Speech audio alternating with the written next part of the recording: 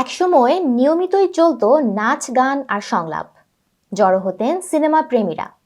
আর কিছুদিন পর সেই একই জায়গায় উচ্চারিত হবে কোরআনের তেলাওয়াত। বলছি নরসিংদীর রায়পুরার ছন্দা সিনেমা হলের কথা, যা ভেঙে তৈরি হচ্ছে মাদ্রাসা। সিনেমা হলের পরিবর্তে মাদ্রাসা তৈরি করার ঘটনায় উচ্ছ্বসিত এলাকাবাসী। বিস্তারিত তুহিন ভুঁইয়ার প্রতিবেদনে। মাত্র ১ ফুট দূরত্ব, মাঝে কেবল এক দেওয়ালের ব্যবধান। এক পাশে পবিত্র কোরআনের তিলাওয়াত, অন্য পাশে প্রদর্শিত হতো সিনেমা। ২০০৮ সাল থেকে চলে আসছিল এভাবে। স্থানটি নরসিংদীর রায়পুরার হাসনাবাদ গ্রামে। বলছি ছন্দা সিনেমা হলের কথা। আর এই সিনেমা হলটির পাশে অবস্থিত ইদ্রিসিয়া দারুল কুরআন মাদ্রাসা। প্রায় ১.৫ যুগ ধরে ইসলামের আলো ছড়াচ্ছে প্রতিষ্ঠানটি।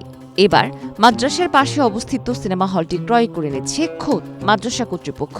যে সিনেমা হলটিতে একসময় মুখর ছিল চলচ্চিত্র প্রেমীদের আড্ডায়। রূপালী পর্দা জুড়ে বিরাজ করত রাজ্জাক, সালমান শাহ, কবরী, ববিতা, শাবানা, মান্না, মৌসুমী, রিয়াজ, পূর্ণিমা সহ হালের জনপ্রিয় নায়ক শাকিব খান। তবে এবার সেই আনন্দে ভাটা পড়তে চলেছে। সেই সিনেমা হলটি শিগগিরই পরিণত হচ্ছে মাদ্রাসা ভবনে। ছন্দা সিনেমা হলটি মাদ্রাসা কর্তৃপক্ষ কিনছেন জেনে উচ্ছ্বসিত এলাকাবাসী। মাদ্রাসা কর্তৃপক্ষের এই মহতী উদ্যোগকে সাধুবাদ জানান তারা। সেই সঙ্গে অনেকেই মহান রবের দরবারে শুকরিয়া জানিয়েছেন। নিজেরাই মাদ্রাসা কর্তৃপক্ষকে সহযোগিতার হাত বাড়াবার আশ্বাসও দিয়েছেন। ধর্মীয় কাজে সবাই সহযোগিতা করতেছে এবং করবে। এলাকাবাসী অনেক সাড়া পাচ্ছি, দেশে বিদেশে সবাই সাড়া দিচ্ছে। সেখানে প্রায় ৫০ লক্ষ টাকা বায়না করা হয়েছে, আরো ৮০ লক্ষ টাকার মতো বাকি রয়েছে। সিনেমা হলের পরিবর্তে মাদ্রাসা হবে জেনে মন ভরে ওঠার কথা জানান এলাকার প্রবীণরা। তারা মহান আল্লাহর কাছে মিনতি জানান যেন মাদ্রাসা কর্তৃপক্ষ এটা কিনে নিতে পারে।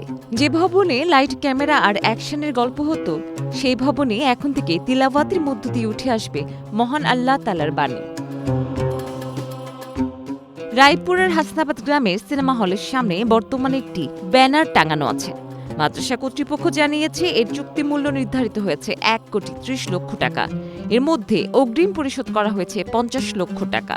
বাকি টাকা পরিশোধের জন্য এলাকাবাসীর নিকট চাওয়া হয়েছে সাহায্য।